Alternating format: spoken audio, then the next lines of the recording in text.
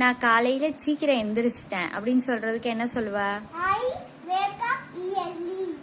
நான் காலையில எந்திரிச்சு நான் பல்ல விளக்கிட்டேன். I brush my teeth. சயா, நான் என்னோட மூஞ்சிய கழுவிட்டேன். I wash my face. நான் என்னோட காலை சாப்பாடை சாப்பிட்டுட்டேன். I eat my breakfast. நான் என்னோட யூனிஃபார்மை போட்டுட்டேன். I wear my uniform. நான் என்னோட ஸ்கூல் பேக்கை தயார் பண்ணிட்டேன். I pack my school bag. நான் என்னோட அம்மாக்கு உதவி செய்றேன். I help my mother. நான் வீட்ல விளையாடுறேன். I play at home. நான் இரவு 9 மணிக்கு தூங்க போறேன்.